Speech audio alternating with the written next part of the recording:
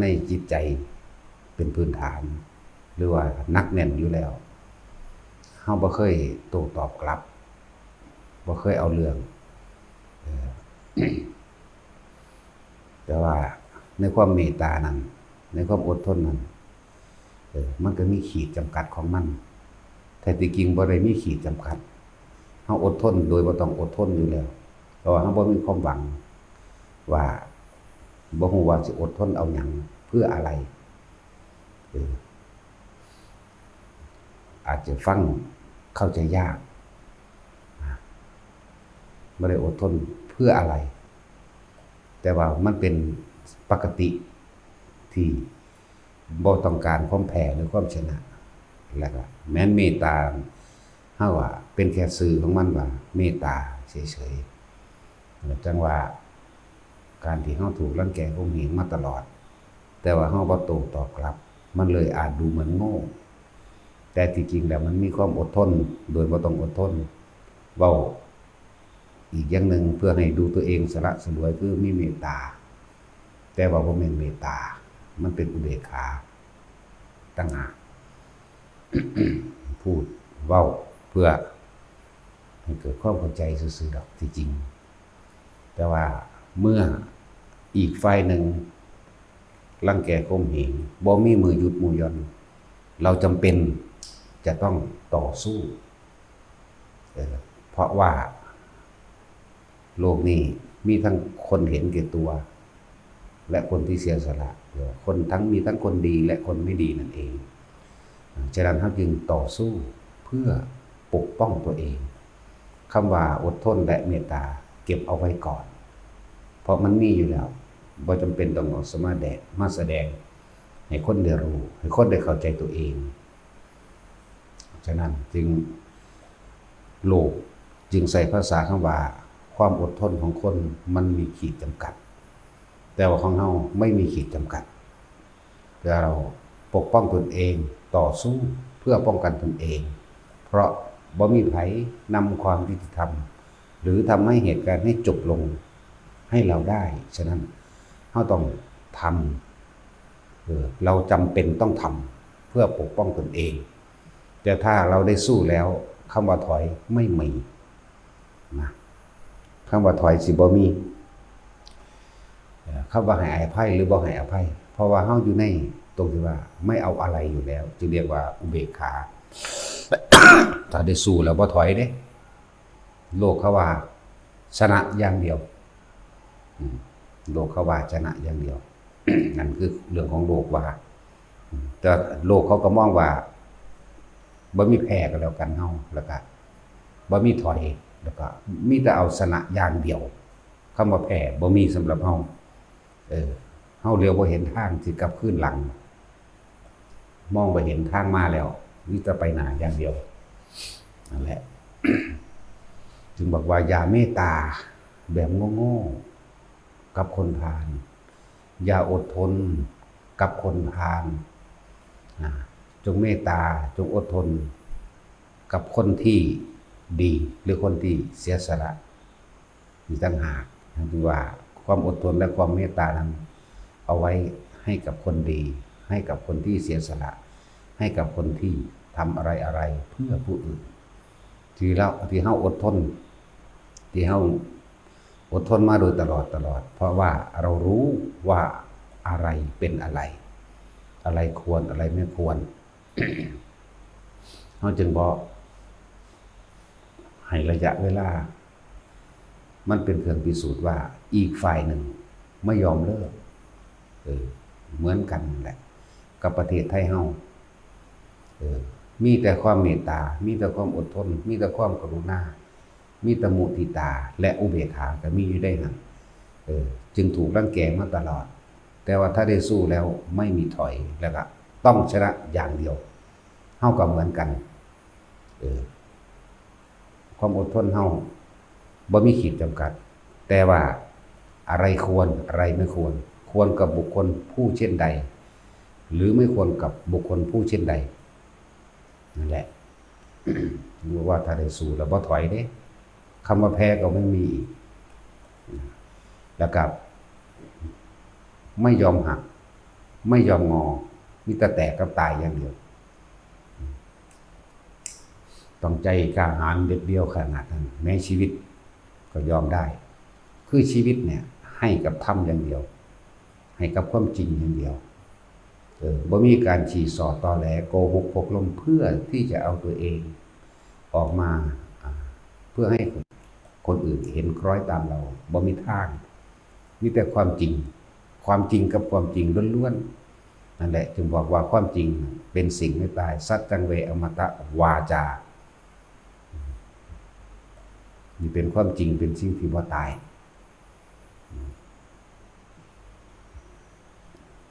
จังว่าให้ทุกคน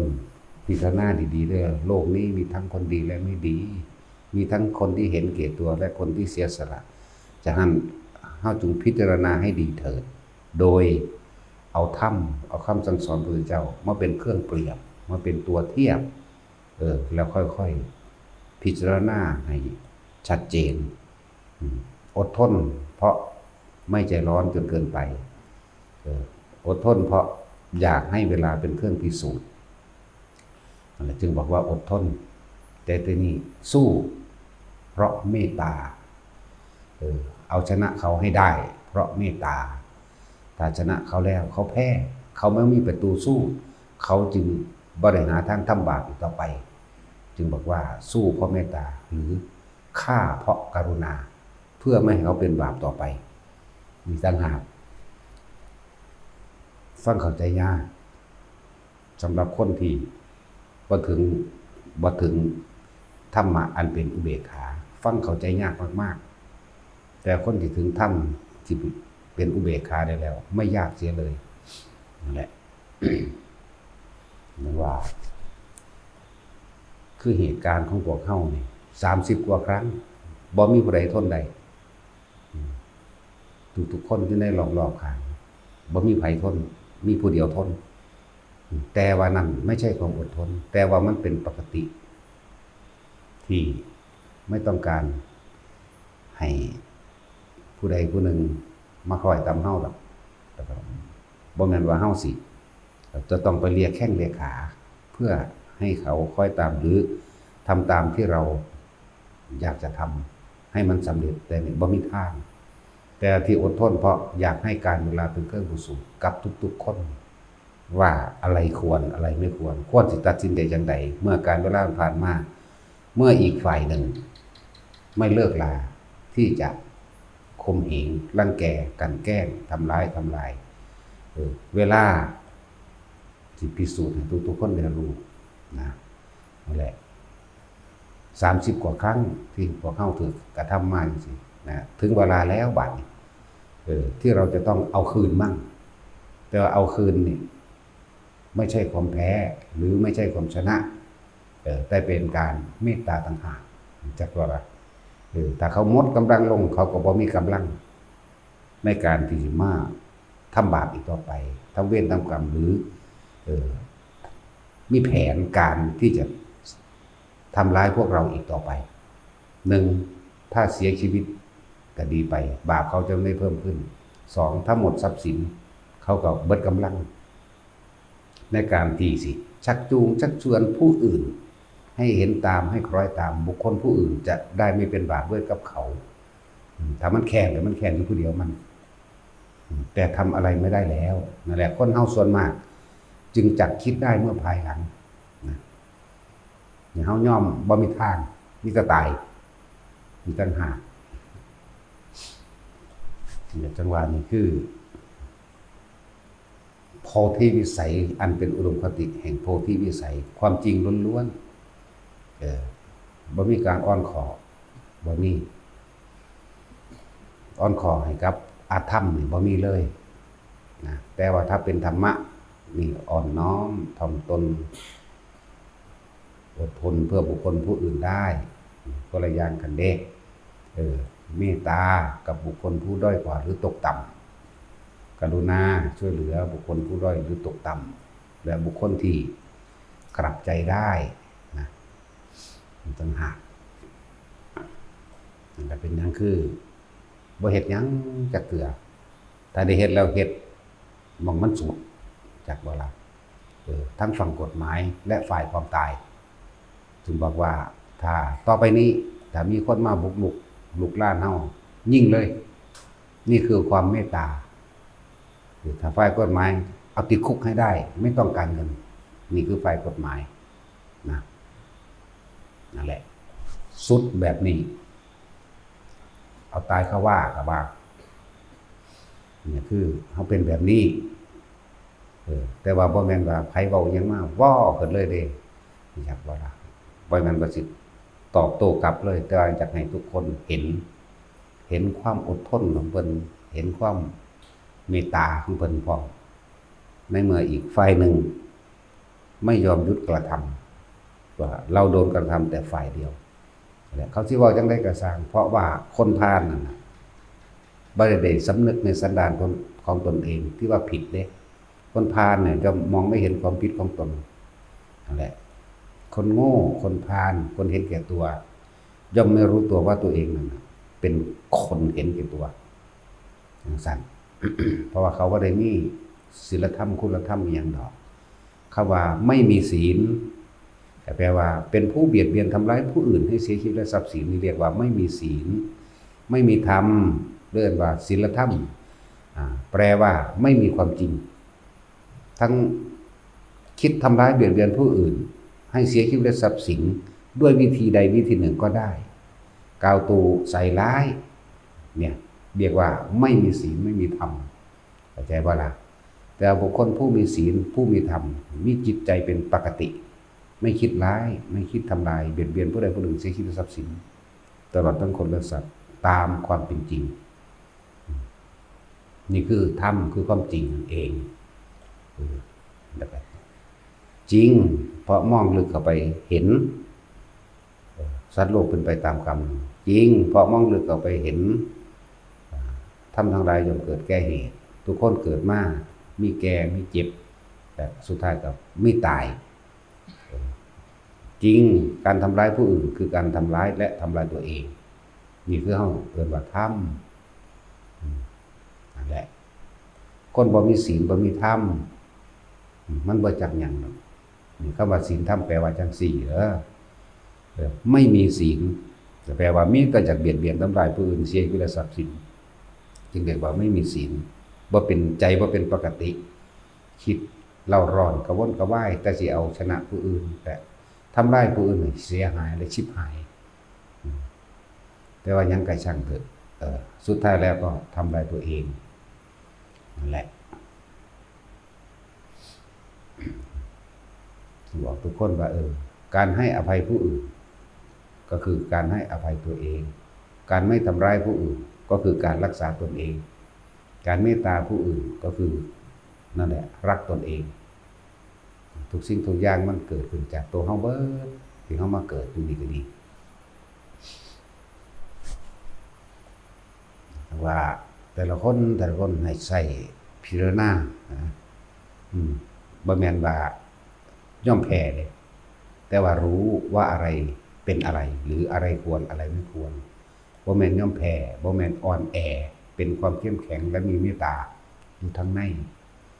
เหลือแต่ว่าใจเขาสิกล้าหรือไม่กล้าแต่จะพูดถึงว่าพุทธเจ้าไม่เคยหนีพุทธเจ้าบ่เคยหนีแล้วก็บ่พาสาวกหนีบอกบ่หนีเขาจ้างคนมาด่าไปบิณฑบาตหมู่สาวกทั้งหลายส่วนหนีพระอานนท์ส่วนหนีนั่งอีหยังล่ะจ้างคนมาด่าแล้วก็ย่งส่งเสริมบอกให้คนทั้งหลายบ่ให้ใส่บาตรให้หมู่สาวกไปบิณฑบาตบ่ได้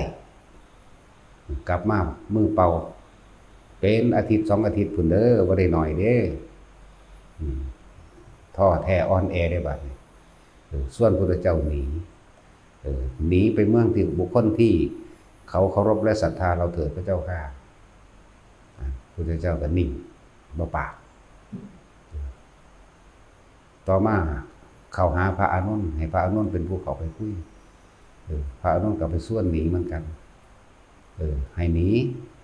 ไปเมืองนั้นไอ้ราชคฤห์เหมือนเดิมเถิดพระเจ้าค่ะ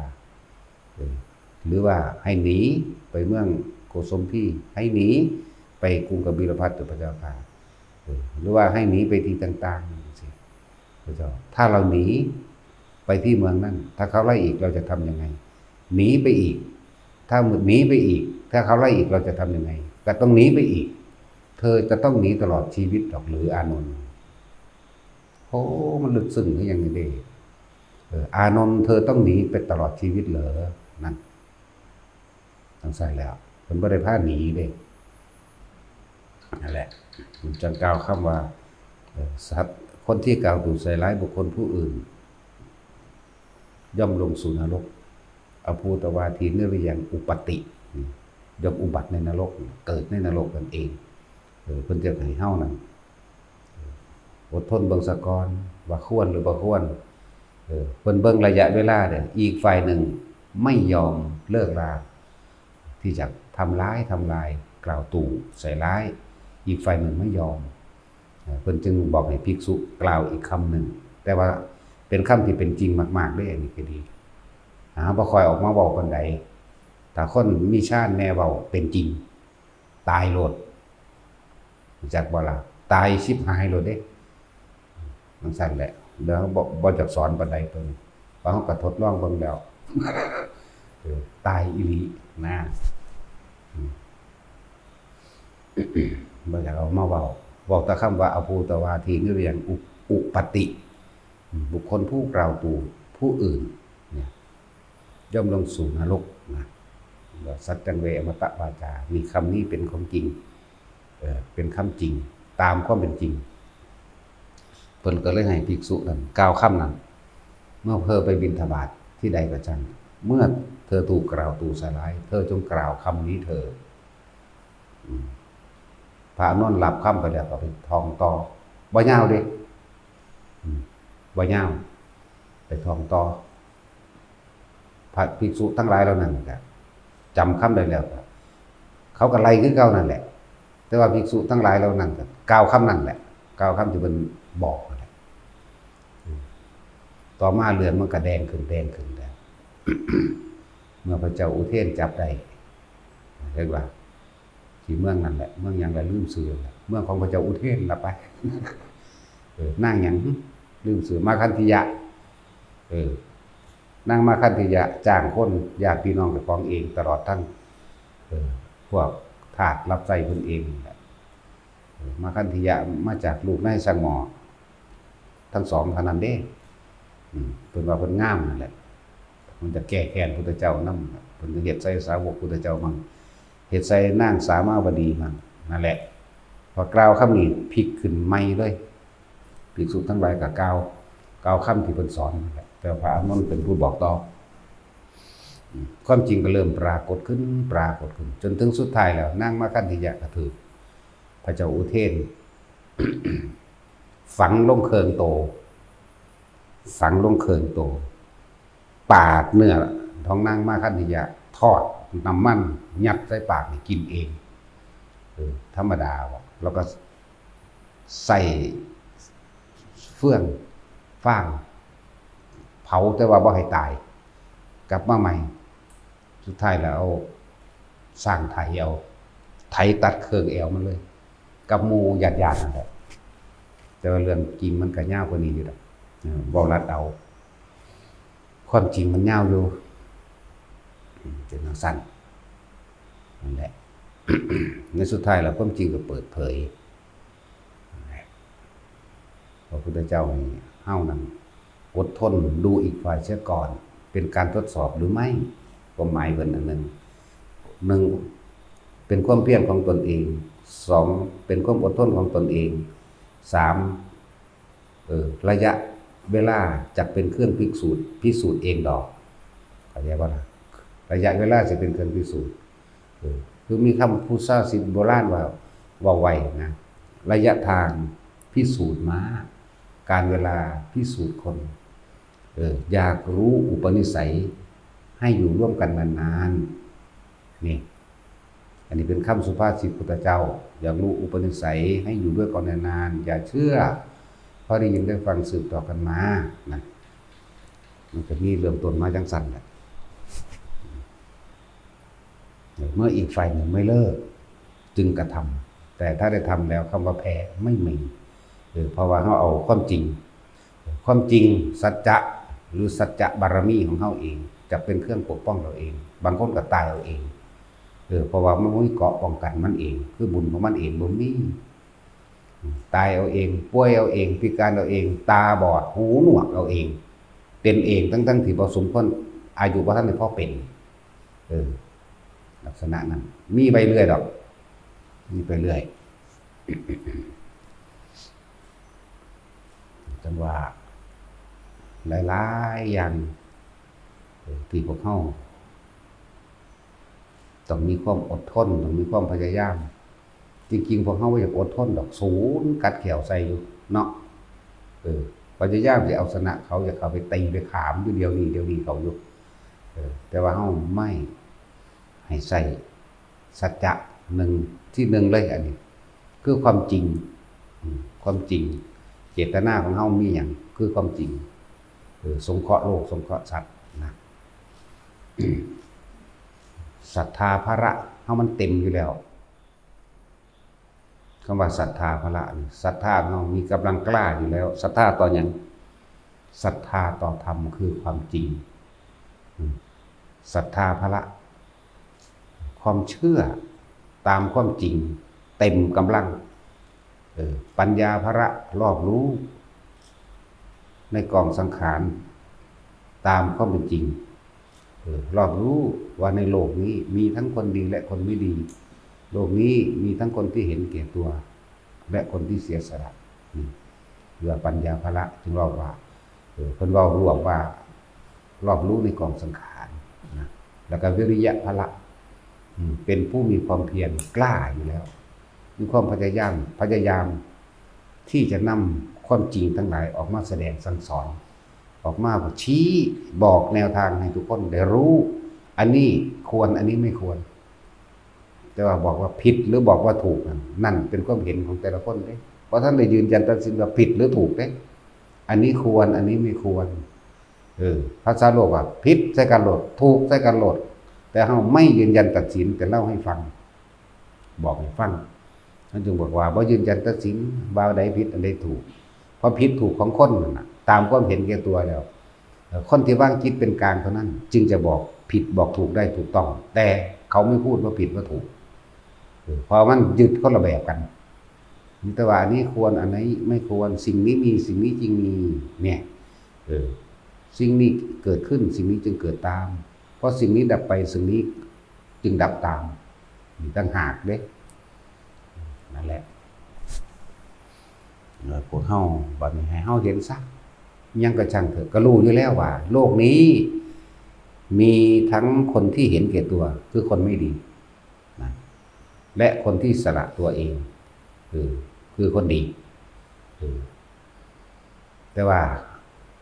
เฮาก็เห็นอยู่แล้วล่ะว่าโลกมันมีเป็นของคู่กันเป็นธรรมคู่เป็นสิ่งที่คู่กันดำคู่ขาว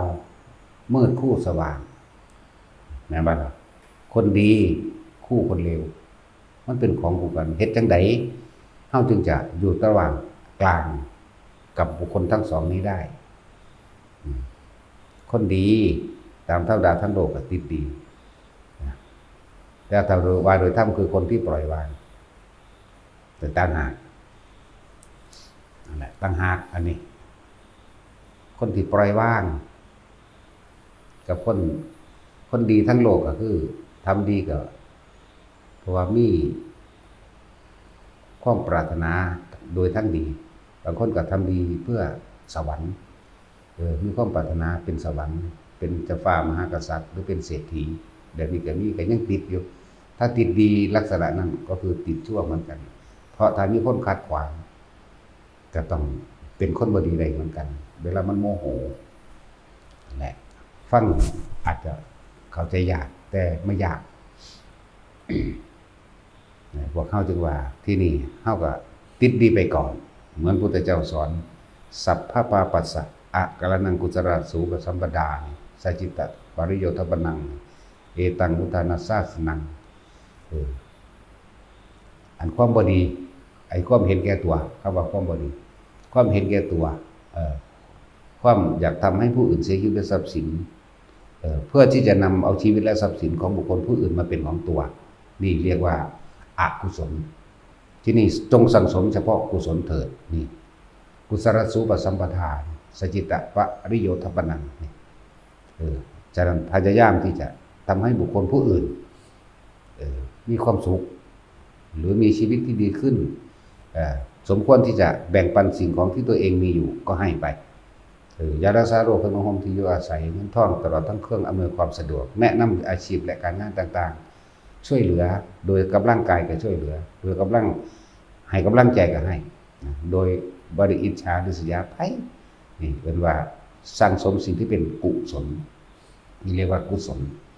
สร้างสมกุศลไปเรื่อยเพิ่นบ่ทันได้ว่าดีหรือบ่ดีเด้กุศลเข้าใจบ่ล่ะกุศลคือความฉลาดในหนทางออกจากทุกข์คือการเวียนว่ายตายเกิดติดเบาถ้าสาโลกว่าติดดีไปก่อนเอาดีไปก่อนเพิ่นบอกเขา2อย่างอกุศลไม่ดีแต่บอกภาษาเฮากุศลดีมีต่างหากนะเฮาสังสมกุศลไปซะสังสมไปเรื่อยเลยสังสมแต่สิ่งที่จะทำให้เห็นตามความเป็นจริงสังสมสิ่งที่จะทำให้ตนเองนั้นพ้นออกจากทุกข์ได้สังสมความเสียสละทานบ่มีก็ให้มีซะโดยไม่หวังสิ่งใดตอบแทนนะการได้แบ่งปันและช่วยเหลือบุคคลผู้อื่นโดยกำลังกายก็ทำซะถ้ายังไม่เคยทำโดยไม่หวังสิ่งใดตอบแทนแนะนำทางปัญญาแนะนำหลายๆอย่างนั่นแหละเพื่อเขามีชีวิตที่ดีขึ้นหรือมีทางออกในชีวิตแนะนำไปซะโดยไม่หวังสิ่งใดตอบแทนเหมือนกันกับองค์แห่งธรรมกถึกการสั่งสอนแสดงธรรมแห่งองค์พระธรรมกถึกเลยบ่ได้หวังสลาบสักการะมีจิตเมตตาอย่างเดียวมีจิตเมตตาแล้วก็ต้องประกอบด้วยอุเบกขาเป็นที่คือเก่าบ่เสียดสีบ่ทิ่มแทงบ่พูดกระทบกระเทียบนะไม่ยกตนข่มท่านนะองค์แห่งธรรมกถึกมี5อย่างนั่นแหละจังซั่นบ่ได้หวังชื่อเสียงบ่ได้หวังทรัพย์สักการะบ่เสียดสีและทิ่มแทงบ่ยกตนกระทบเทียบท่านข่มท่านที่สำคัญคือบ่หวังลาภสักการะใช่แหละพวกเข้ากับเหมือนกันจงสั่งสมที่มันเป็นกุศลไม่มีเครื่องร้อยลัดไม่มีเครื่องทิ่มแทงคำว่ากุศลกุสะแปลว่าหญ้าคาหญ้าคาสมัยตะกี้คือผู้ใดเหยียบต่อมันก็เฮ็ดให้เจ็บตีนผู้ใดถือใบมันก็ถือปาดขาปาดแข้งปาดมือจับบ่ดีลูดกับบาดมือเจ้าของเองเพิ่นเรียกว่าสิ่งที่กลับมาทำร้ายตัวเองเรียกว่าอกุศลสิ่งที่ไม่ทำร้ายตัวเองบอกว่าเขาจะเดินเป็นทางทิศทางใดหรือว่าจะจับยังก็แล้วแต่มันไม่กลับมาทำร้ายตัวเองจึงเรียกว่ากุศลธรรมาตามความเป็นจริงของนี้กุศลธรรมาสิ่งนี้ที่เราทำแล้วจะไม่กลับมาทิ่มแทงและทำร้ายตัวเองตามความเป็นจริงเรียกว่ากุศลธรรมาอกุศลธรรมาเนี่ยสิ่งนี้ทำแล้วจะกลับมาทำร้ายและทิ่มแทงตนเองนั่นซ้ำอภยากตาได้มั้ยทำเป็นกลางๆเป็นกลางๆไปเรื่อยๆอภยากตาธรรมาอภยกฤตแต่อ่านเป็นภาษาไทยอภยกะแปลว่าผู้ไม่มีภัยเลยอภยะแปลว่ายังคืออภัยนั่นแหละนั่นแหละสิ่งที่ไม่มีโทษจิตใจเป็นกลางๆมันก็เกิดกลายเป็นความอภัยให้แก่ตนและคนอื่นตัวนั่นแหละกุศลธรรมากุศลธรรมาอภยกตาธรรมาในโลกนี้สุขายะเวทนายะสัมปยุตตาธรรมาทุกขายะเวทนายะสัมปยุตตาธรรมาอทุกขมะเนี่ยมีสุขมีทุกข์และไม่สุขไม่ทุกข์คืออุเบกขานะที่เป็นสั่งสอนนั่นละเอิญว่าอภิธรรมอย่างหนึ่งจากว่าแต่กุศลาอภิธรรมก็เลยทำอันยิ่งใหญ่ทำอันใหญ่กว่าทำทั้งปวงจึงเรียกว่าอภิธรรม สุขายะเวทนายะสัมปยุตตาธรรมาทุกขายะเวทนาทุกขมสุขายะเวทนาสัมปยุตตาธรรมาปณีตาธรรมาแปลว่าเป็นของประณีตฟังดีๆเด้มันปราณีตมันละเอียดอ่อนก็ว่าไปเป็นของที่ให้ความละเอียดเด้อเป็นของที่เป็นธรรมที่ปราณีตแต่ก็มีปานีแต่ก็มีหินาธรรมาอีกเป็นของต่ำเป็นของปุถุชนอย่าไปทำสั่น สั่นแหละเอาแต่หัวใจมันนี่เลยบาลัยว่าสุขว่าทุกข์จำเกิดขึ้นเพราะเหตุนิโนคัมโมโพตุชนิโกยังก็ต้องว่าไปก็ได้ครับเป็นของต่ำเป็นของปุถุชนเป็นของชาวบ้านบาลัยไปก็ได้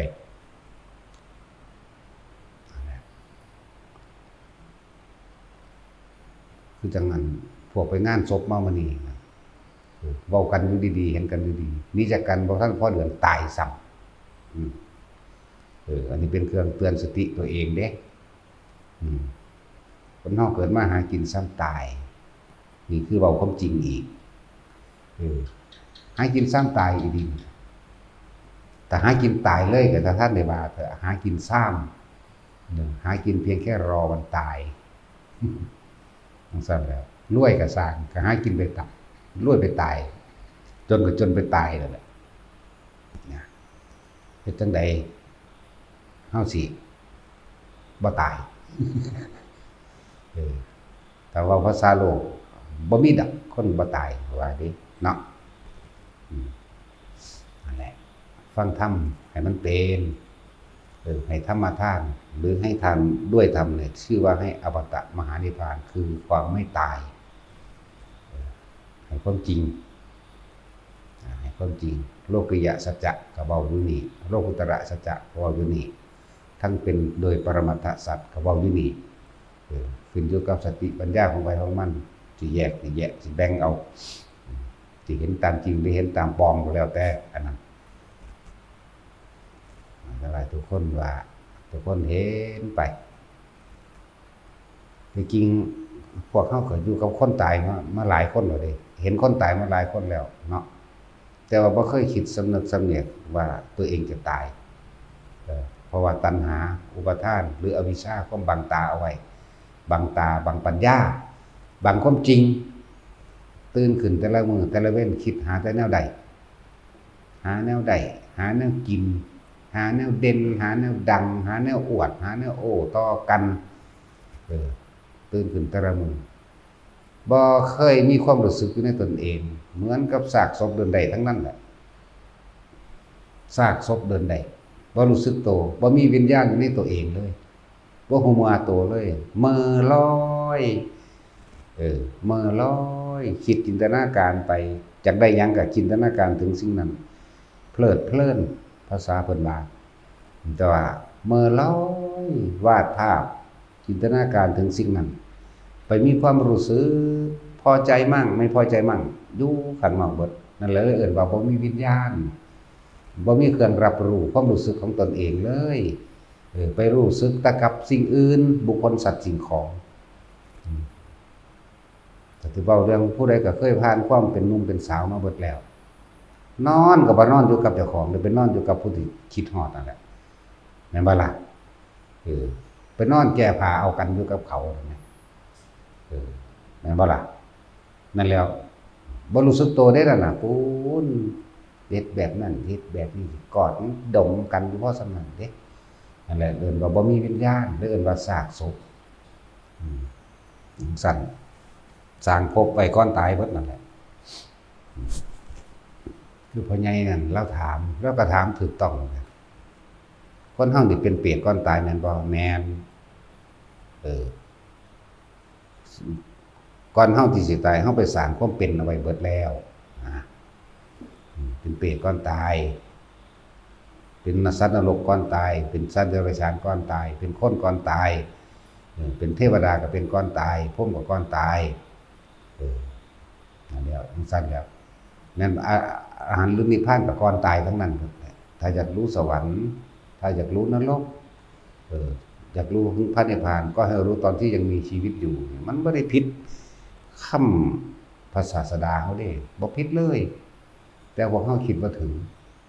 เป็นเปรตก่อนตายเป็นจังไดตื่นขึ้นภาพไปแล้วอยากได้รถอยากได้เงินอยากได้ทองอยากได้ชื่อเสียงนะบ่ล่ะจากมียศถาบรรดาศักดิ์อำนาจนั่นนี่ขึ้นมาเพราะมันอยากจะเจ้าของเล่นพ่วงเปรตมานำอีกอยากให้ลูกเป็นนั่นเป็นนี่อยากให้ลูกเต้าเล่าล้านให้หมู่ให้พวกสารพัดอยากให้เป็นน้ำนั่นคือสร้างภพเปรตของเจ้าของไว้บักเงาๆเลยเดินแต่ของเราเป็นเองอยากว่าว่าอยากได้อยากเป็นอยู่พ่อสมนั้นไปสร้างนรกเอาไว้ก่อนตายยังไงคิดไปเลยบางทีก็โมโหเลยศูนย์ผู้นั้นศูนย์ผู้นี้นั่นแหละเป็นสัตว์นรกก่อนตายก็ดีบางทีก็อยากอวดอยากอ้างสิ่งที่ของมีอวดทรัพย์สินอวดให้อวดหน้าอวดเงินอวดทองอวดรถอวดบ้านอวดทองหรืออวดสิ่งที่ตัวเองมีเมื่ออวดธรรมดาอวดลูกอวดหลานได้แบบนี้หลานบ้านใหญ่อยู่บางทีแม้กระทั่งอยู่ในท้องก็ยังเอามาอวดกันก็มีเลยหมอดูว่าผู้ใดธรรมดาบ่ท่านเกิดอยู่ก็เอามาอวดล่ะหมอจะให้แววโอ้โหเกิดวันนี้เป็นคนดวงแข็งเด้หลานไข่นี่ว่าเกิดวันอังคารดวงเกิดวันอังคารดวงแข็งทั้งสั่นทั้งสี่เด้พวกนี้สิปราบศัตรูให้พินาศไฟเด้เพราะท่านนี่ใหญ่ยังเงิดอยู่น่ะมันออกมาแล้วก็เลยข้านงอที่ก็เอาไปอวดดิใหญ่ขึ้นมาจากน้อยก็อวดไปโรงเรียนแล้วก็อวดเข้าโรงเรียนก็อวดสารพัดนั่นแหละนิสัยเดรัจฉานเรียกว่าหลงก็ใหญ่ว่าล่ะนั่นแหละเป็นเดรัจฉานก่อนตายเปรตก่อนตายมันจะเบิ่งยากหยังไปเห็นอีหยังก็อยากได้เบิดอยู่นั่นแหละเปรต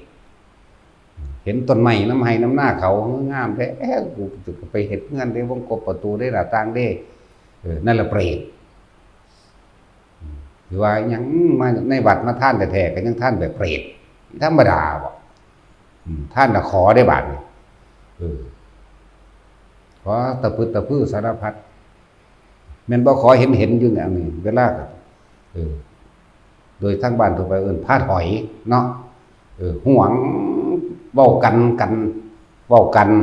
นเองเพื่อจะเอาเองก็มีไว้นี่แหละเดี๋ยวแม่สิเบิ่งดักทำท่าวี่แบบไปคนลงมาไปแม่สิเฝ้ายันหมามันเดี๋ยวแมงวันมันเว้าเอาเองด้วยหนึ่งจังว่าเว้าเพื่อที่จะพอถ้าเขาไปหันหลังหันปั๊บใส่เต็มตาแล้วก็ไปไว้อีกมุมนึงบ่ได้ก็หาถุงมาใส่ไว้มันก็ธรรมดาเด้เนาะนั่นแหละเปรตเข้าใจบ่ล่ะแปลว่าผู้หิวกระหายผู้ไม่รู้จักอิ่มจักพอผู้มีความเจ็บปวดอยู่เป็นนิดเจ็บปวดแสบร้อนอยู่เป็นนิดคำว่าเปรตนี่เห็นยังจากใดเบิดมันตั้งแปลกประหลาดเนาะเบิ่งง่ายๆเปรตแต่อยู่ในวัดก็ยังมีเนาะเข้าใจบ่ล่ะบ่แม่นมีหลายในวัดดอกที่ว่าเว้าคนทางนอกข้างหลายก็นั่นอีกคือเขาบอกกันพาดตกนรกเยอะที่สุดที่ตกก็เยอะบางไดภาษาบวชหน่อยนึงเนาะเว้าขวางเขาเจ้าเบิ่งกันน่ะจังซั่นแล้วพระเปรตพระผีคน 7,000 ล้านบวชเพราะพันบ่เดี๋ยวนี้ 7,000 ถูกมั้ยเนาะแต่ว่าเยอะที่สุดคือบวชเท่านี้นึงตก 8,000 ล้านผมบอกให้เขามีกำลังใจนึงแล้วเว้ยครูอ่านแต่ครูบาอาจารย์เขาว่าหลายอย่างแต่ว่าของผิดหลายเฮานี่ว่าเอาเองนี่บ่อ่านไผหรอกแนวจังซี่เน้นหน่อยนึงดอกพอมันบวชหน่อยในโลกนี่เดียวนี่มันเฉพาะ100 ล้านอยู่บ่นี่คนตั้ง 7,000 กว่าล้านเต็มโลกนี่เพราะ100 ล้านอยู่บ่มันเสี่ยวกันอยู่บ่เนาะเฮ้ยกว่าจากล้านเดียวทั้งระเบิดประเทศโลกเดี๋ยวนี้นั่นแหละบ่ยังก็ให้กำลังใจกันนี่เนาะไปสิอยากบวชแต่ว่าบวชก็ว่าเราไม่ได้สิเป็นผีเป็นเปรตโลดอย่างซั่นแล้วเยอะที่สุดว่าซั่นเข้าใจอยู่ดอกความหมายนี่แต่ว่าอธิบายเขาเจ้าเข้าใจบ่นำแน่เข้าใจอยู่พระอรหันต์ก็มีเด้ล่ะเนาะพระอรหันต์ก็เยอะที่สุดคือกันในนักบวชนี่แหละชาวบ้านบ่มีพระอรหันต์เลยว่าได้เป็นจักคนนี่ล่ะเนาะชาวบ้านชาวเมืองทั่วโลกผู้ใดบ่บวชก็ดี เพราะว่าพระอรหันต์เป็นฆราวาสตายเบิดเด้อมีในบวชอีกตัวเว้ยนักบวชแบบพระอรหันต์เยอะที่สุดเขาก็เว้ากลับกันในกระไรตัวถ้าอรหันต์บ่บวชมันก็ตายไปซะตายมื้อนั้นแหละก็ไปเถียงกันดอกผมบ่เคยเป็นเฮาก็บ่เคยเป็นแต่ว่าเฮาสิเถียงจั่นแหละนั่นแหละว่าคนไปสร้างสิ่งที่เจ้าของสิไปเป็นไว้ก่อนที่เจ้าของสิตายอยู่แล้วล่ะบ่หาแต่มาเว้าเรื่องในวัดก็ได้คนทั่วโลกนี่อยากได้เบิดแหมเบิ่งดูมันเป็นไปสวรรค์อยู่บ่เดี๋ยวนี้ไปเห็นหยังพวกเจ้าทำงานในโรงงานทำงานในห้างทำงานเป็นครูเป็นข้าราชการเป็นทหารเป็นตำรวจหยังก็สร้างเห็นอีหยังก็อยากได้แหมเอาพวกทหารแล้วกูจะเอาปืนไปไว้ปกป้องรักษาเฮือนกูก็น่านี่ก็เปรียบแล้วแหมเนาะอยากได้ปืนล่ะอยากได้ระเบิดล่ะแน่อยากได้สัญญาณนั่นอยากได้สัญญาณนี่ล่ะเพราะว่าแต่นั้นแล้วเอาทหารน้อยไปใส่มันก็เปรตคักๆคือกันว่าแถมเสื่อมเป็นหนี้ให้ดินนี่เนาะทหารใหญ่เอาทหารน้อยไปใส่ตำรวจก็คือกันโอ้นางเปรตหลายโอ้บ่มันตาเปรตธรรมดาฮอดสัตว์นรกแบบประเภทอสุรกายหาแม่นบ่ล่ะหากินแต่คนทุกคนยากกินคนรวยบ่ได้นั่นแล้วจักสิเปรตจักสิสัตว์นรกปนกันเลยเด้ล่ะเนาะหลายอย่างอยู่แล้วนี่ก็ในทางเลวร้ายเขาก่อนนั่นนี่เป็นเรื่องส่วนตัวของเขาแต่ถ้าเป็นเรื่องส่วนร่วมก็ยังหนึ่งดอกอาชีพทหารหรืออาชีพตำรวจเป็นอาชีพที่ต้องเสียสละชีวิตตัวเองเด้แต่ว่าความเห็นแก่ตัวในตัวไผตัวมันก็มีต่างหากเด้แยกแยะเอาเด้อคนบ่มีศีลบ่มีธรรมน่ะเอาเว้าเรื่องส่วนตัวว่าอาจสามารถสิรองรับตำแหน่งแห่งตนใดว่าอาจสามารถสิรองรับหรือรักษาไม่อาจสามารถรักษาตำแหน่งตัวเองไว้ได้และตำแหน่งก็บ่ขึ้นแทนตัวเองก็บ่อาจสามารถรักษาเอาไว้ได้แม้แต่วันนี้มันคนรวยโดยทั่วไปหรือว่ารวยก็สั่งคนที่ไม่มีศีลธรรมคนบ่มีคุณธรรมก็บ่อาจสามารถที่จะรักษามูลมรดกของปู่ย่าตายายพ่อแม่เอาไว้ได้คือกันนี่เรื่องส่วนตัวจักบ่เรื่องส่วนรวมก็อีกแบบนึงเรื่องส่วนตัวก็อีกแบบนึงเด้อคนมีศีลมีธรรมเท่านั้นแหละจึงจะสามารถพาตัวเอง พ้นออกจากถ้าว่าเรื่องโลกพ้นออกจากความทุกข์ยากได้ถ้าเรื่องธรรมพ้นออกจากทุกข์ได้เข้าใจว่าล่ะถ้าว่าเรื่องธรรมสามารถเอาตัวเองพ้นออกจากทุกข์คือการเวียนว่ายตายเกิดได้อย่างต่ำกับโสดาบันอย่างสูงกับอรหันต์เลยได้ก็ได้ตอนเป็นๆนี่แหละไม่ได้ไปตอนตายหรอกคือจากรู้กับรู้ตอนเป็นนี่แหละนั่นแหละเป็นสั้นส่วนทั้งโลกก็สามารถนำพาครอบครัวพ้นออกจากความทุกข์ยากลำบากได้พ้นออกจากความยากจนได้นะนี่แหละเพิ่นถึงว่าคนทั้งโลกมันจะเห็นทรัพย์มีค่ายิ่งกว่าปัญญาแต่ว่าคนทำคนที่เข้าใจความจริงคือปัญญามีค่ายิ่งกว่าทรัพย์เหมือนพระมโหสถถกเถียงกันผู้หนึ่งสิถกเถียงเพื่อเอาชนะเพื่อสิได้รางวัลจากแค่พระราชาให้รางวัลนึงแต่ผู้หนึ่งเพิ่นถกเถียงเพื่อจะเอาความจริงให้ทุกคนได้รู้ความจริงว่าปัญญามีค่ายิ่งกว่าทรัพย์เป็นไฉนนี่เพื่อเขาถกเถียงอยากเอาชนะสิเขาก็ว่าแม้เศรษฐีคนนั้นคนนี้เป็นน้ำลายฟูมปากไหลลงพวกนั้นยังยอมตัวเองเข้าไปเป็นทาสรับใช้เพื่อต้องการทรัพย์เพื่อต้องการเงินส่วนพระมโหสถไปวางซักนั่นแหละเป็นวิธีหาเงินจากคนผู้ไม่มีปัญญาธรรมดาเลยหักกันนิดหน่อยไปเรื่อยเด้ถ้าเขาได้พ่อแล้วเขาก็หนีนั่นมันก็แม่นความเขา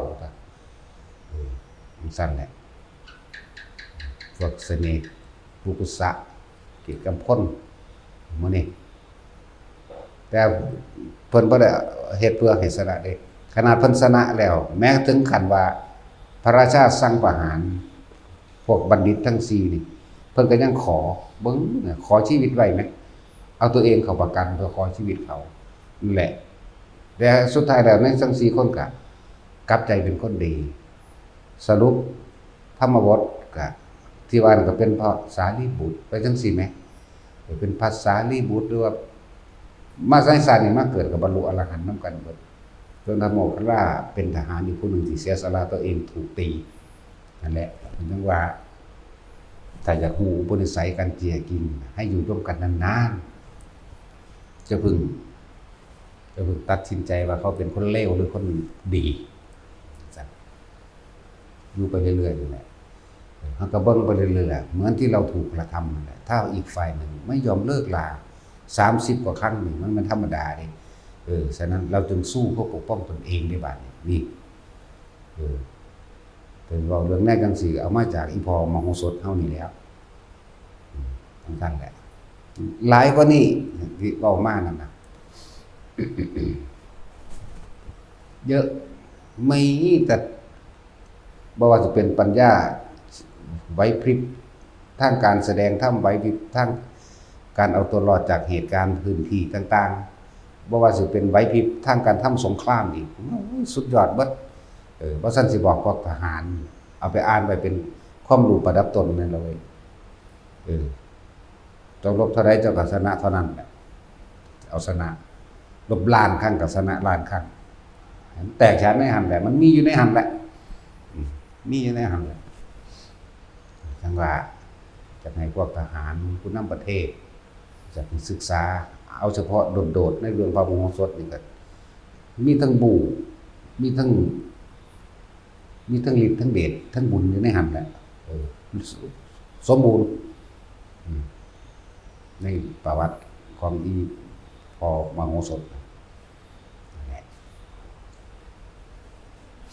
อยากให้ทหารไปอ่านเจ้าสิมีความรู้ความสามารถเฉพาะตนจะเกิดขึ้นทันทีในผู้นั้นแหละแล้วก็ใส่เวลาดึงหมู่เอาตะปัญญามันมีค่ายิ่งกว่าทรัพย์นะคนมีปัญญาก็ยอมหาทรัพย์ได้เด้อนั่นแล้วเถียงกันว่าเศรษฐีน้ำลายฟุ้งน้ำลายยังไงคนเพิ่นน่ะก็ย่อมลดโตไปแต่คนนั้นมันจนนั่นแหละเป็นวิธีการใส่ปัญญาเขาก็เพื่อว่า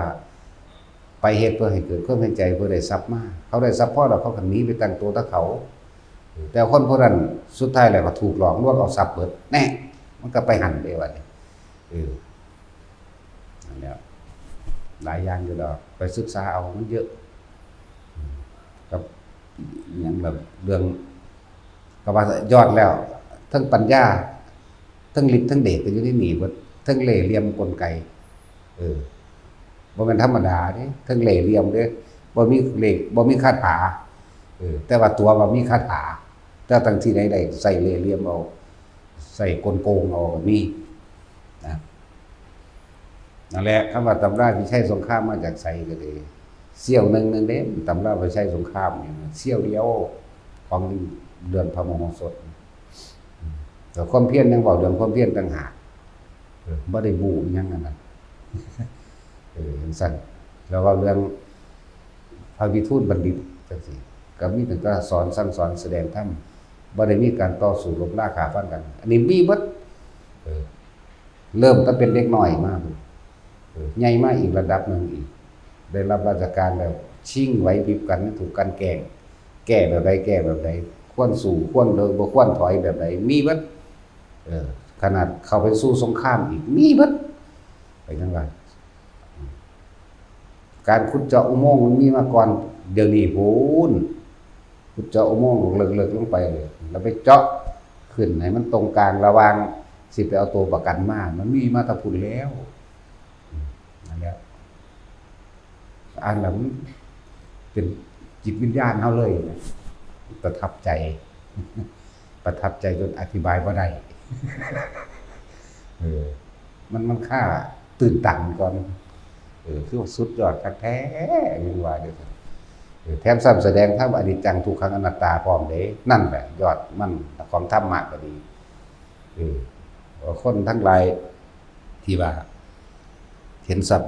ดีกว่าปัญญาเพราะเขาบ่รู้ว่าอนิจจังทุกขังอนัตตาจะเกิดเป็นในภายภาคหน้า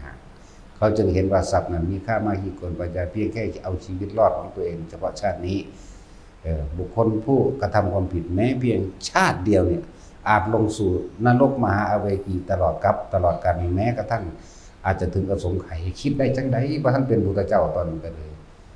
ว่าท่านที่ว่าซ้ำเป็นพระพุทธเจ้าเพื่อเพิ่นเอาปัญญามาแก้ในศาสตร์ปัจจุบันของเพิ่น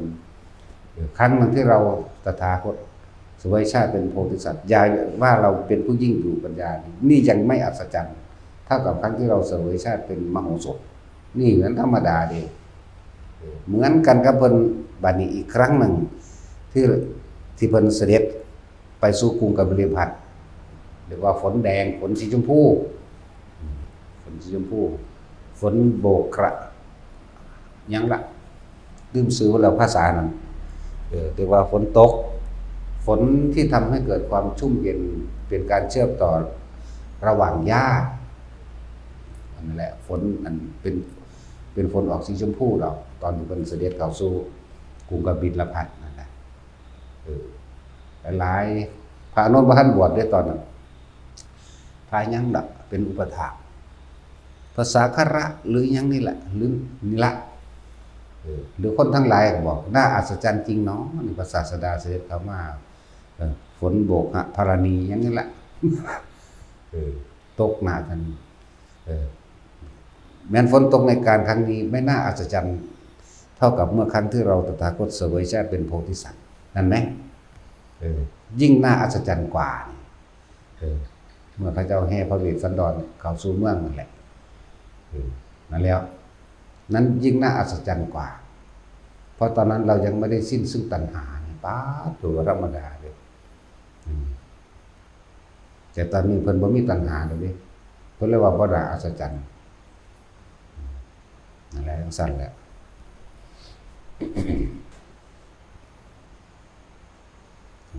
นำไปคิดเอาเองตัวผู้ใดสิได้ขออัดขอทำความจริงนั้นตนเองเนาะได้ก็ดี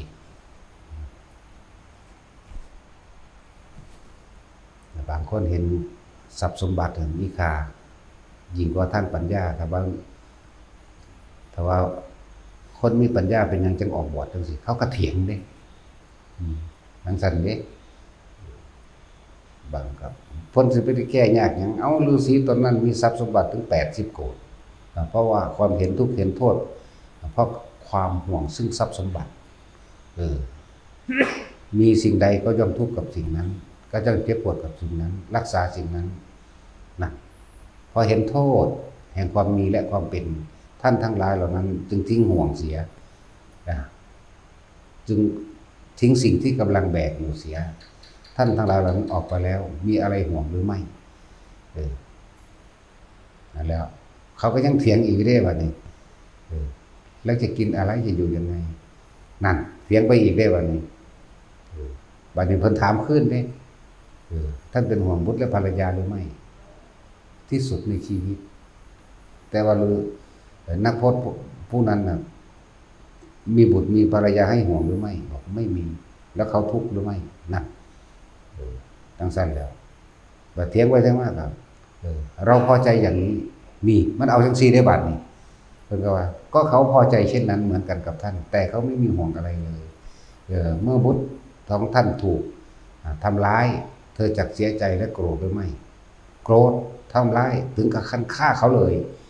แต่บุคคลผู้นั้นไม่มีบุตรให้เสียใจบุคคลผู้นั้นไม่มีภรรยาให้เสียใจบุคคลผู้นั้นไม่มีบ้านให้ห่วงให้กังวลหมายถึงฤาษีผู้นั้นนั่นแหละถึงว่าท่านคิดว่าท่านมีปัญญาเลยแต่นั่นแหละผู้มีปัญญาแล้วจึงทิ้งทุกอย่างเข้าสู่เนกขัมมะคือบวชเพื่อจะทำตนออกจากความไม่กลับมาเกิดอีกว่านะธรรมดาบอกคือหูผู้แล้วแต่ว่าบรรลุกันเลยเนาะนั่นแหละท่านบอกว่าพวกบ่แม่นโพธิวิสัยทั้งหลายนั่นน่ะเดี๋ยวมาเว้าว่าเพิ่นสอนนิพพานบ่สอนบ่ได้แต่ของบ่แม่นแต่ของบ่ได้เป็นมันสิรู้จักผู้เขาเป็นติให้ฮู้ก็ได้บ่ให้ฮู้ก็ได้สัมภาระหันต์นี่เนี่ยเขาจะวางสันใดอีหลีนี่แหละบ่ให้ฮู้กูก็ได้บ่ให้ฮู้กูก็ได้กูปิดตึ๊บเลยก็ได้เนี่ยแต่เขาจะว่าว้าวมีแต่เฮานี่ล่ะเว้าพระเจ้าให้กำลังใจหมู่อรหันตเจ้าทั้งหลายผู้ทรงธรรมของพระศาสดาแต่บ่มีทั้งหลายเหล่านั้น แล้วบางพวกกันเว้าอย่ามาพูดแรงของว่านี่นะนั่นแสนแล้วโสดาบันก็ยังไม่ได้จะสอนนิพพานได้ยังไงเลยของนิพพานได้ยังไงนะมันหูไหนจักหน่อยนะ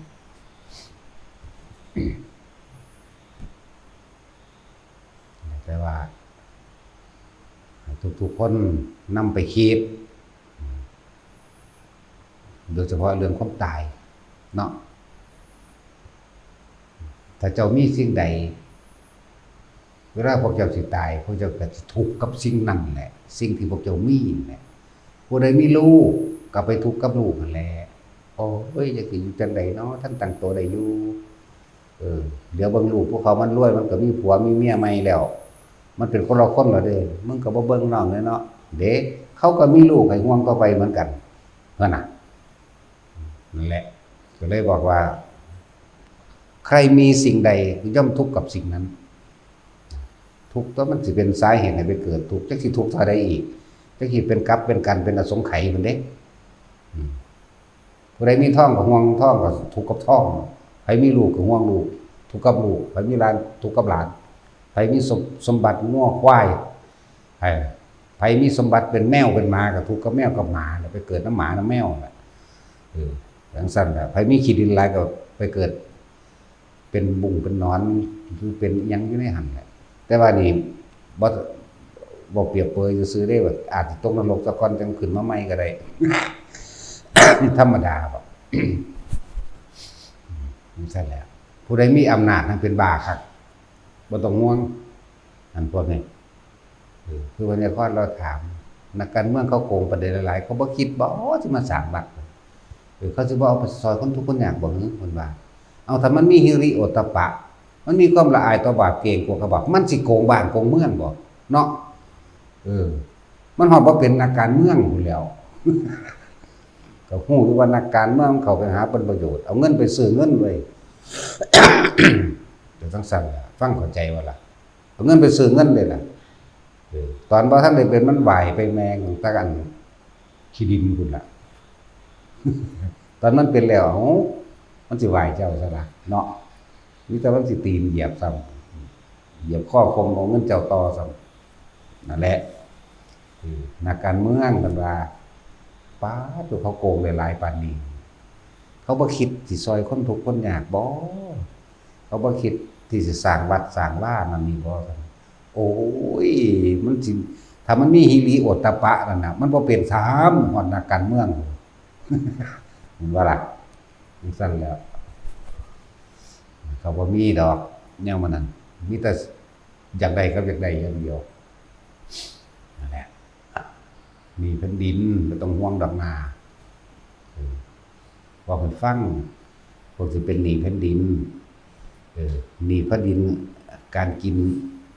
คนเด้นั่นน่ะใช่ว่าพวกอันคมเหงคนมารวยเหยียบคนมารวยเด้บ่ต้องห่วงดอกถ้ามันบ่เป็นอรหันต์มันบ่พ้นแล้วกันมายากคือดอกที่สิไปโสดาบันนี่หยังยากบ่ต้องห่วงเขาบ่คิดพ่อดอกว่าสิมาสร้างวัดสร้างว่าถ้าสร้างก็สร้างเพื่อเอาหน้าเอาเสียงเอาคะแนนจากบ่ล่ะมันบ่เป็นบุญบ่เป็นซะเลยเด้นั่นน่ะเพราะเขามีจุดหมายอย่างอื่นเหมือนกับทำทานแลกของเข้าใจบ่ล่ะไปทางสั้นตัวมันสิรู้จักความสงบมันสิรู้จักหิริโอตตัปปะบ่รากเหง้าข้อมูลของศีลทั้งหลายก็หิริโอตตัปปะเกรงกลัวต่อความชั่วที่ตัวเองที่รังแกข่มเหงผู้อื่นย่านต่อผลของมันที่รับทุกโทษบาปกรรมที่ตัวเองกระทำมันจังสั่นก็เขาว่ามีความคิดแบบนั้นดอกบ่มีเลยเพราะว่ามันความคิดมันเร็วก็มาอีกมันธรรมดาว่ะธรรมดาเด้อนั่นแหละบอกให้เบิดทุกคนบ่ได้เจาะจงผู้ใดผู้หนึ่งเป็นแมงเบิดนั่นแหละสั่นแหละสั่นเถียงกันมีแต่ว่าคำว่าเพื่อประชาชนก็เพื่อหัวมึงเองน่ะไผก็เลยเนาะสั่นล่ะเศรษฐีอย่างอื่นที่เขาค้าขายไปเขารวยไปเขาบ่ได้ยุ่งเขาบ่ได้ยากปานใดเด้ ทำบุญแท้สร้างวัดไปนำซอยเหลือคนไปนำเด้แต่บ่บอกนี่ไม่กูทำเพื่อตัวกูเองแม่นบ่ล่ะถ้าสิไปทอดกฐินมั่งหั่นมื้อนี้อิหยังประกาศตัวเองอยู่ว่าซั่นอยากได้คะแนนนิยมเนาะซั่นแล้วแหละมันบ่เป็นคนจริงดอกที่เขาว่าอันพวกนั้นพวกนี้นะเราก็เรียนกับหมายังดีกว่าอีกเห็นป่ะสั่นแหละแต่ว่าแนวมันมันก็เป็นความจริงสั่นแหละส่วนมากเพราะว่าส่วนมากบอกไว้ว่าลอยทั้งหลานซะลงเบิดจากมันที่ไปแก่อยู่หม่องใดลอยทั้งหลานลงเบิดลงมหาเวทีว่าบางพวกเลยว่า 3,000 กว่าพระพุทธเจ้าก็ยังอยู่ในใบอเวกีอยู่เด้มันบ่ธรรมดาเด้พวกนี้นั่นแหละคือว่าเดี๋ยวเขาก็ว่ายังจะให้สอนธรรมอย่างเดียวบ่ให้เด็กหนุ่มการเมืองมันบ่แม่นการเมืองพระพุทธเจ้าเฮาก็อาศัยแต่ละประเทศแต่ละเมืองก็เพื่อว่าให้สอนคนเป็นคนที่เสียสละตัวมันบ่สั่นสอนนักรบสอนทหารก็สอนนี่ล่ะแล้วมันบ่ได้ศึกษาใช่เว้าจังได๋บ่ธรรมะอันนี้น่ะธรรมะเลยความจริงเนาะความจริงของคนกลุ่มหนึ่งนะมันบ่ได้เกี่ยวกันเด้ที่จริงมันอันเดียวกันเบิดนั่นแหละมันบ่ได้แยกแยะดอกในความจริงของแต่ละคนความจริงของบุคคลผู้มีความโลภจนฆ่าคนได้โลภจนฆ่าพระก็ได้ฆ่าพระอรหันต์ทำลายพระพุทธเจ้าได้เบิดเด้แล้วคน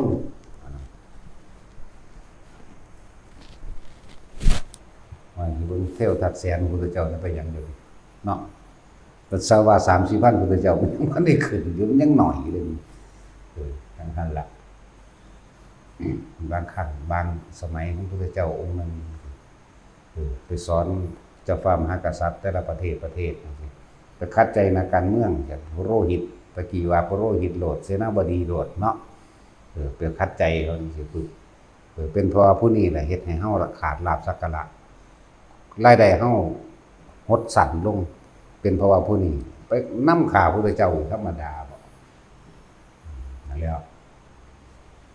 พระพุทธเจ้าไปนำข่าไปเผาวัดไปทำลายหมู่พระสงฆ์ของเจ้านี่มันว่าธรรมดาเด้ความโลภของสัตว์ทั้งหลายนี่เป็นความจริงได้ว่านี่ก็เลยมีว่าย้อนหลังขึ้นหลังไปในเมื่อ 3,000 กว่าพระพุทธเจ้านี่แหละ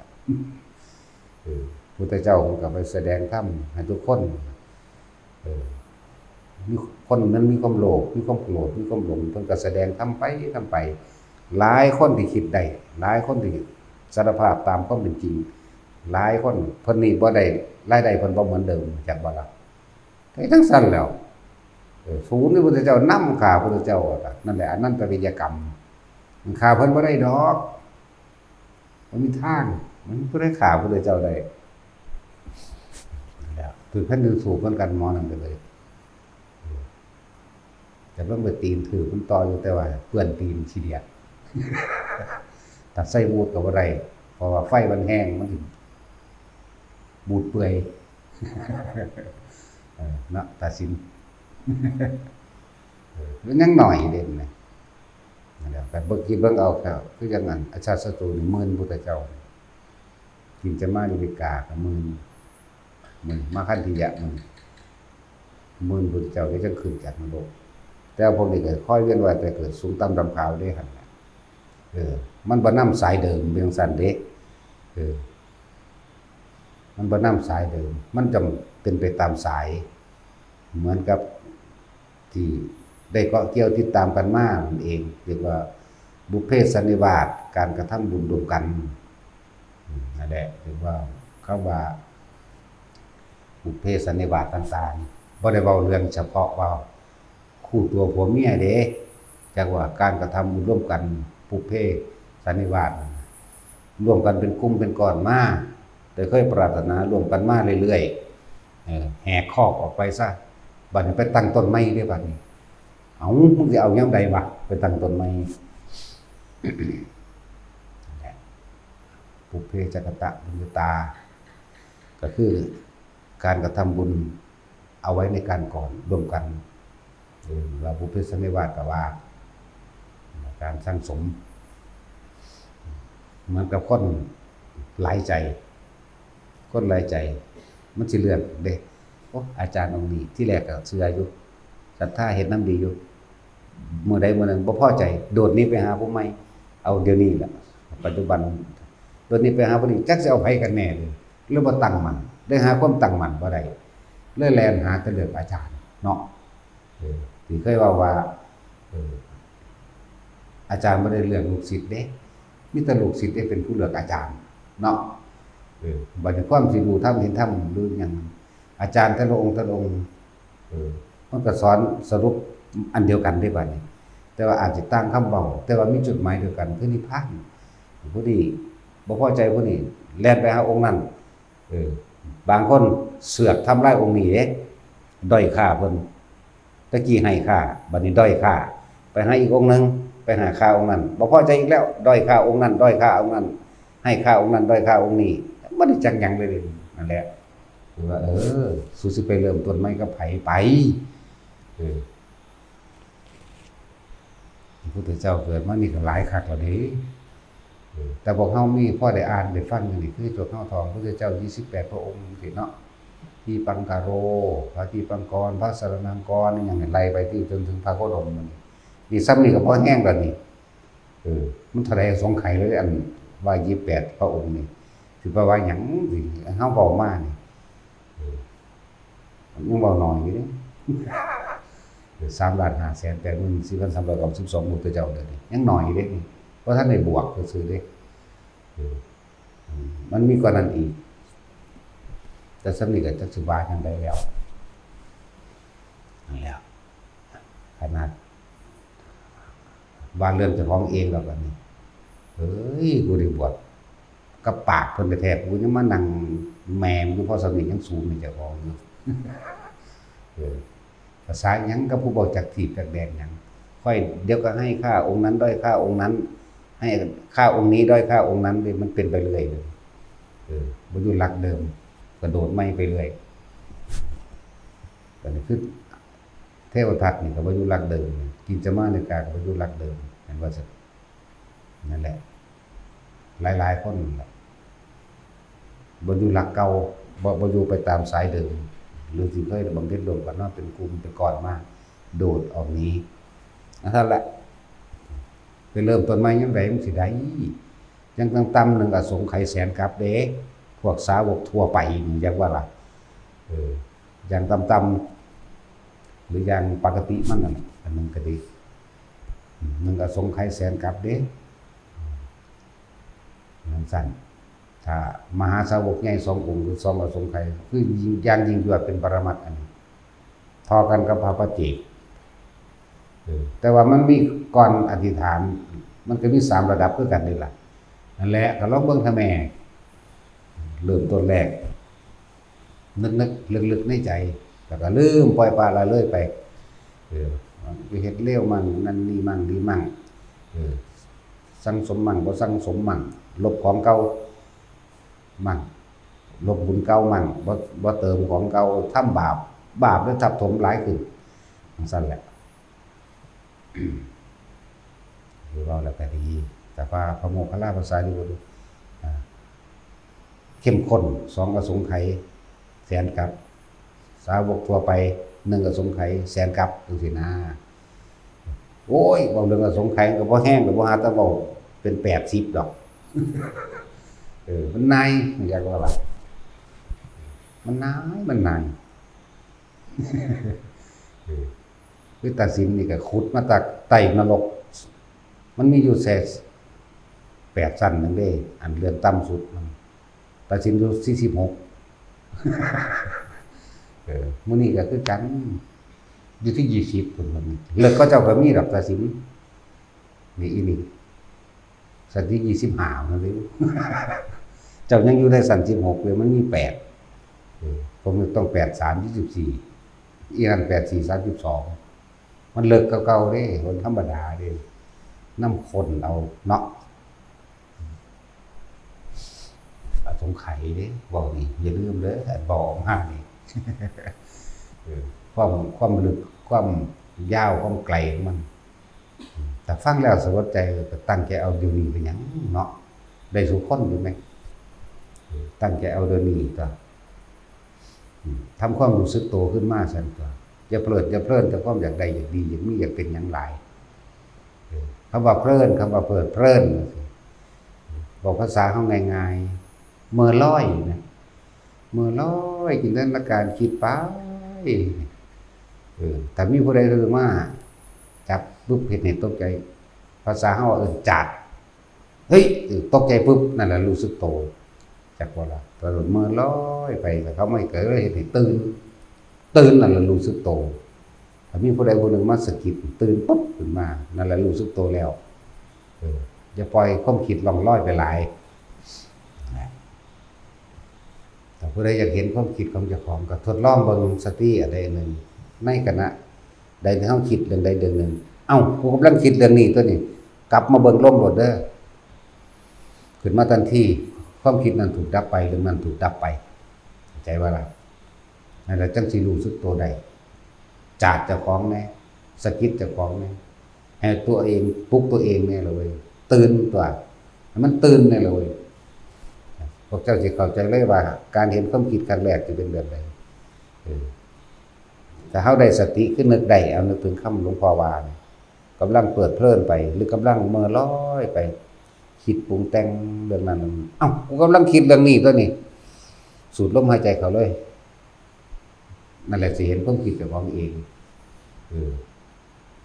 แม้ชั่วขณะเดียวซ้ำนั้นแหละจะมีอานิสงส์มากแล้วมันก็จะต่อไปเองแบบมันก็จะเริ่มเห็นรู้เขาเริ่มเห็นความคิดเจ้าของรู้เขาจะไปหาสร้างบ้านตะสร้างเลื่อนไหลไปว่างบางคนก็ว่างอนาคตไว้ให้ลูกให้เมียให้ลูกให้เต้าเนาะบวชอยู่กับมีเด้บวชอยู่กับว่าง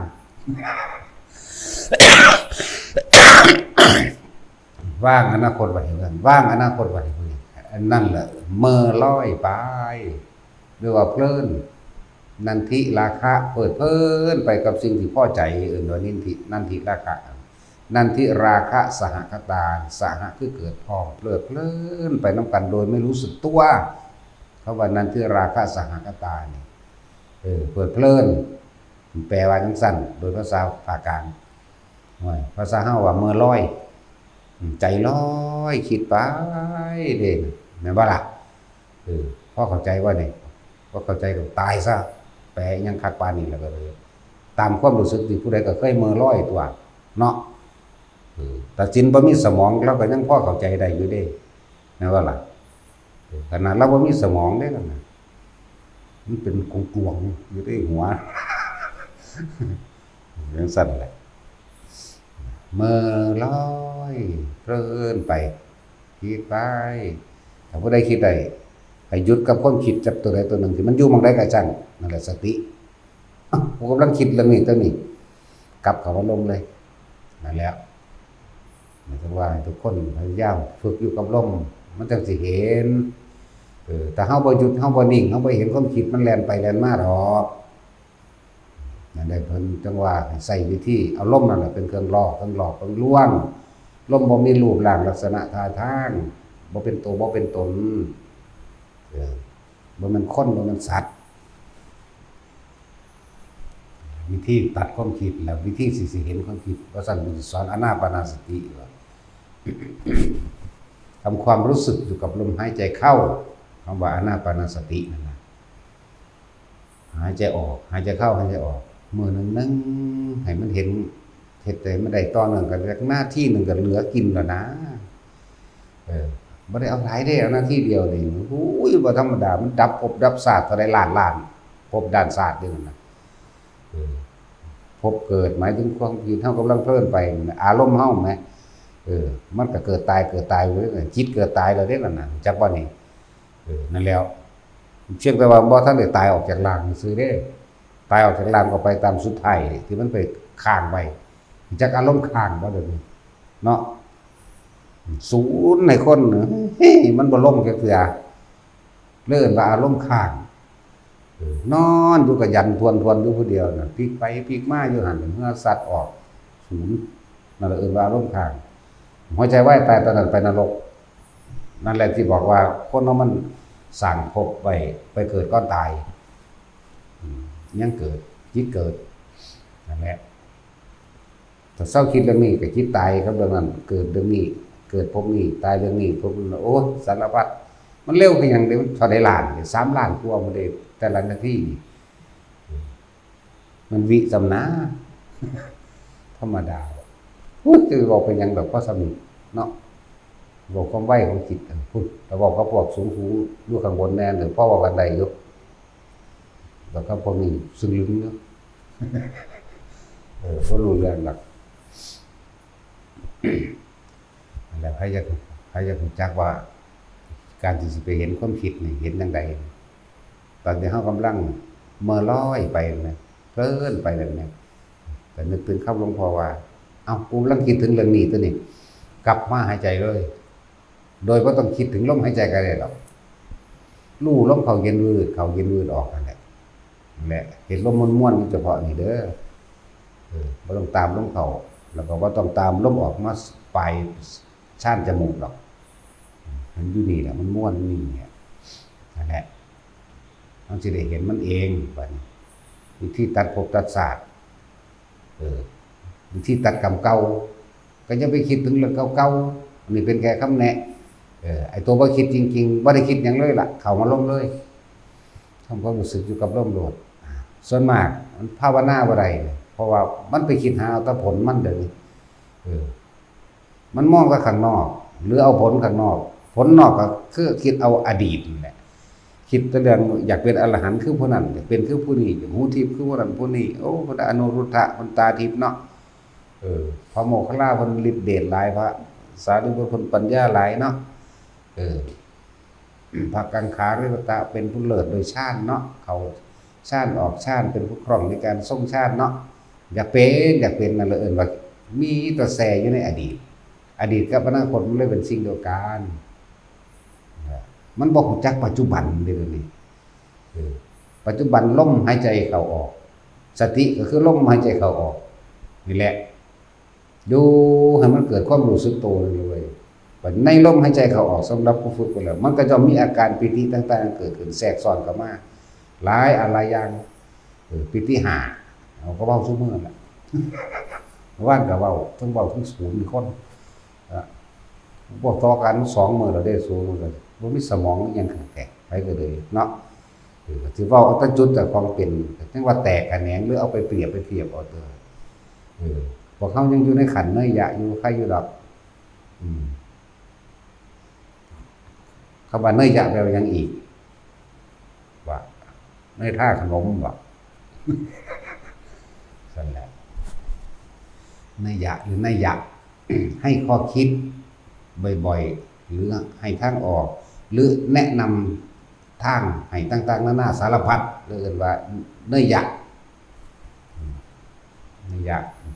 นี่เป็นภาษาไทยเด้ของเนยยะบาลีจริงๆนัยยะเด้คือพวกหนึ่งเวลาทำบัตรนี่ตกภาษาเบิดนี่ล่ะวิบัติเบิดนี่ล่ะภาษากูสุขะโตแม่นสุขะโตแต่อิติปิโสก็ตกหลายอิติปิโสภควาบ่แม่นผักภควาอะระหังสัมมาสัมพุทโธวิชชาจารณะสัมปันโนสุขะโตโลกวิทูอนุตตโรปุริสธรรมสารถีเพราะนั้นแหละฟังดี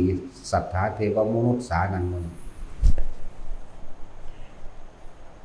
มันตกเด้อเอาไปปรับปรุงเด้อเบิ่งหนังสือกลางหนังสือใส่แล้วก็ออกเสียงไปตามอักขระมันแน่นเว้ยสุขะกับสุขะมันมีแต่สุขะโตหลายสุขะมันแปลว่าสุขคือสุขะแปลว่าไปในทางที่ดีนั่นแหละสุขะโตว่ามันสุขะโตสุขะโตขะคอควาย ข้อควายเลยว่ามันขอไข่เลยหรือจะไปออกเสียงขอนั่นแหละมันว่าภาษาวิบัตินะแต่ว่าเจตนาดีอยู่ดอกทางจะบอกให้มันถูกสื่อเพื่อมีบางที่ผู้เอาไปจดจำมากมันก็เปลี่ยนไปเลยเด้สมมติมันก็เปลี่ยนมาหลายครั้งแล้วเด้คือว่าแล้วตั้งแต่กี้เนาะตะกี้มันบ่ได้ท่านเลยจดเป็นภาษาเด้มีอักษรหรือยังมีสิบ่มีแต่ว่าท่านได้จดจารึกไว้แต่บ่มีอักษรสิเอาอิหยังมาจดกันเขาเจ้าเรียงร้อยถ้อยคำทำสังขยนาแต่มันก็มีแล้วตัวหนังสือมันแต่เขาเจ้าก็จดไว้ไผจดไว้มั่นเด้บัดนี้นั่นแหละบางที่มันก็มาในที่ต่างๆมีบางองค์เพิ่นก็จดไว้ไผจดไว้มั่นเวลาฟังของพระพุทธเจ้าแต่ว่ามาลอยเลี้ยงใส่กันแล้วพระมหากัสสปะเป็นหัวหน้าหมู่จังมาจดให้เป็นแนบเดียวกันโดยพระสังฆเถระทั้งหลายนี่มาทำสังฆายนาขึ้นมาใหม่เรียบร้อยแต่ว่าผู้จดไว้ตั้งหากของเพิ่นก็มีเด้เพราะว่าไตรปิฎกนี่มันพระพุทธเจ้าเฮ็ดภาษาวกเฮ็ดนั่นแหละบางองค์เพิ่นก็ชื่ออะไรแบบนี้เพิ่นก็จดไว้ของเพิ่นแต่ว่าบ่ได้ถูกหยิบเข้ามาในหมวดหมู่ใน 84,000 กันนี่ธรรมขันธ์กันนั่นแหละ 84,000 กันหรือว่าธรรมขันธ์ขันธ์แปลว่าหมวดแปลว่าหมู่นั่นแหละกองแห่งขันธ์นี่หมวดแห่งกายขันธ์5หมวดหมู่แห่งเวทนาเวทนาตาเวทนาหูเวทนาจมูกก็มีเด้เนาะเริ่มแล้วคือความรู้สึกภายใจในใจเฮานั่นแหละมันตาจรพามุ่งว่าก็เปิดหนังสือว่ารถแม่มันจะบ่ผิดเพี้ยนจากอักขระภาษาขอก็เป็นข้อก็ว่าเป็นออกขอบ่แม่นสุขะโตบ่แม่นสุขะโตสุขะโตตั้งแต่อิติปิโสบทของก็ดีอิติปิโสภควานี่ภควาบ่แม่นภักควาเด้ภควาอะระหังสัมมาสัมพุทโธวิชชาจารณะสัมปันโนสุขะโตโลกวิทูอนุตตโรปุริสธรรมสารถีสัทธาเทวมนุษสานังพุทโธภควาติสวาขาโตภควตาเด้บ่แม่นภควตาภคะเด้อพากันว่าขอใครเด้อภควตาธัมโมสันทิฏฐิโกเด้อากาลิโกเอหิปัสสิโกโอปะนิโกปัจจตังเวทิตโพวินยูหินั่นแหละพากันไปทองไม่เด้อเอาสมาทานซะ